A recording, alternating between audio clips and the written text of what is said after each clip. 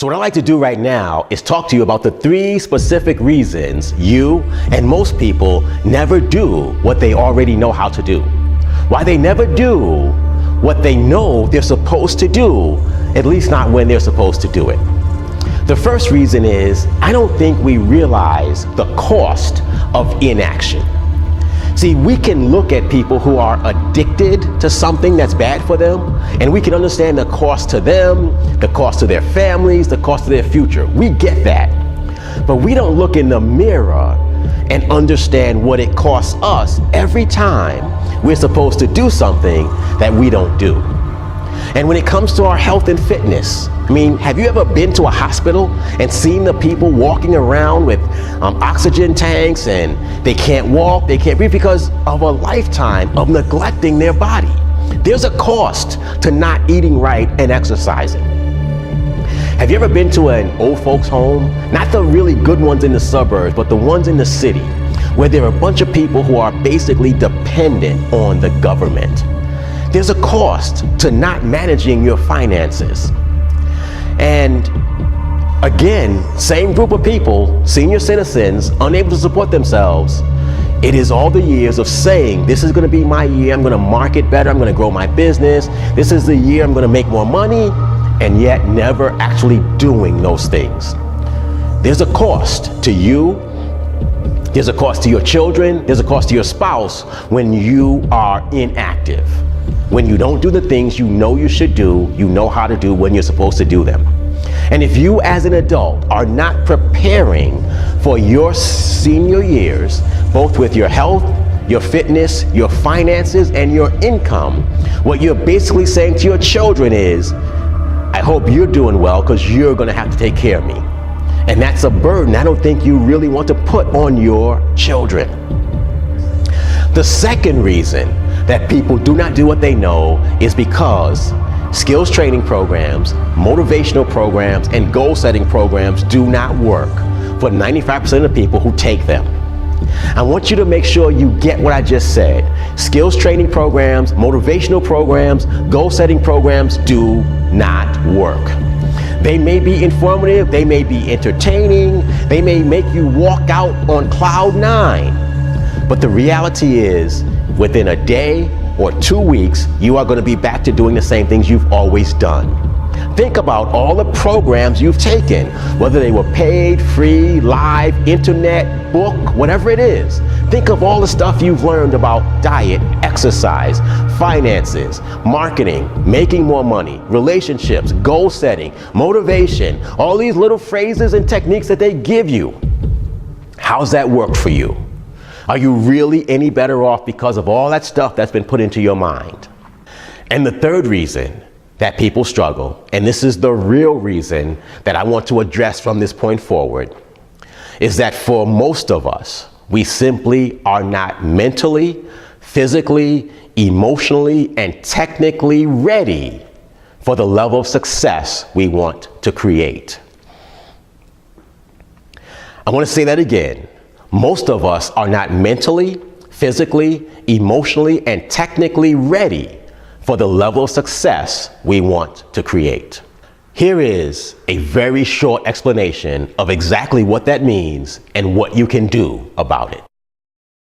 So there are 3 elements to every success. The first element is the what you want element of success. It's the goal, it's the situation you want to create, it's the accomplishment, it's the promotion, it's the raise, it's the getting out of debt, it's the better body, it's the relationship, whatever it is you want, that's the what you want element of success. And it is the easiest element of success there is. Goal setting programs and motivational speakers are excellent at getting us to dream about all the things we could do in this life. And we sit there and we take it all in and we feel empowered and emboldened that tomorrow we're going to take over the world. And 2 days later, we wake up having forgotten everything because the real problems and the real situations we face in life take over and we just go back to being the way we were before. The second element of success is the mechanical element of success. It's the what you must do in order to create the what you want. The mechanical element is the work. It's the skills we need to learn. It's the choices we have to make. It's the things we have to say. It's the way we have to say it. Anything that goes into what you must do is the mechanical element of success. This is very easy to teach, but very hard to actually put into practice. We as Americans, we love ourselves some skill programs, and we will learn diet after diet and exercise program after exercise program. We'll learn how to save, how to budget. We'll learn about relationships. We'll learn so much that our head can practically explode. But 2 weeks later, watch anyone who takes those programs, and 95 out of 100 are going to revert back to their old behaviors. And this is how we end up taking all these programs, why we set these resolutions, why we do all the stuff that we do, because we know what to do and how to do it. But that's not the problem. The problem is the third element of success. And that third element of success is the person who must do it. The person who must perform the behaviors, perform the mechanics to get what they want. And that person is made up of 4 specific elements that all must be in shape in order for you to do what you must do. The first is your mental outlook. When you start something out, you have this belief about what's going to happen, your capabilities, whether you can do it or not, and the consequences of your success and failure. And based on that, you get started on the journey. If you are not right with your mental outlook, you will struggle. This brings us to the second element, which is our physical capabilities, our ability to perform the mechanics. And one of the problems with a poor mental outlook is that we perform weakly physically. And our physical capabilities allow us to do the mechanics, especially when we believe we can do them. So we perform, we get a result. Now comes our emotional reaction. How do we feel when things don't go well? How do we feel when they go well? How do we feel when we hit an obstacle? Those emotional reactions we have determine how quickly we give up and revert to our old self, or whether we persist and keep going. And this brings us to our technical adjustments, our ability to make adjustments. Just because I failed the first time doesn't mean I can't do it better the second time, and even better the third time, and maybe it'll take me 100 tries. But if I'm not willing to emotionally hang in there to make the technical adjustment, I am going to struggle. These 3 elements are what must be present, but we spend our time on the first 2 elements, the motivation, the goal setting, the skills training, when we need to focus on ourselves.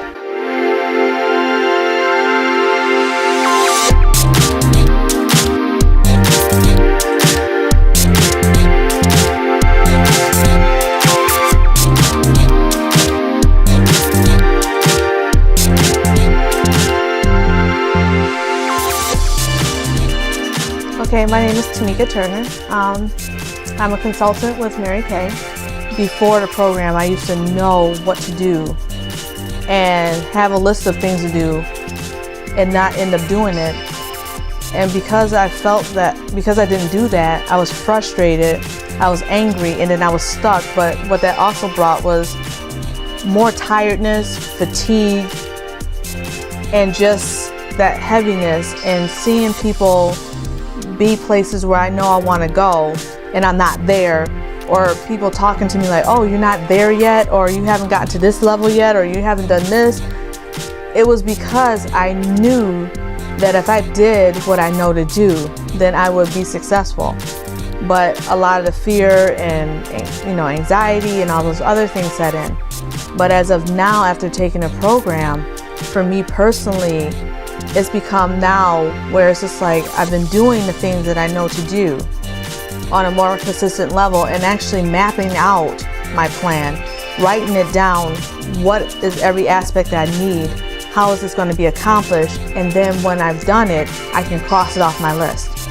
And I saw areas where I may have been wasting time before, where is in that time where, like, if something canceled or if there's a cancellation, I have a list of people I needed to call. I'm like, oh my goodness, I need to follow up with this person, this person, this person. And I'm making more use of my time. More things are getting done. So I have more time to have for my free time, and not tired, I'm not lethargic, I'm not like, oh, feeling depressed, because I'm actually getting those things done.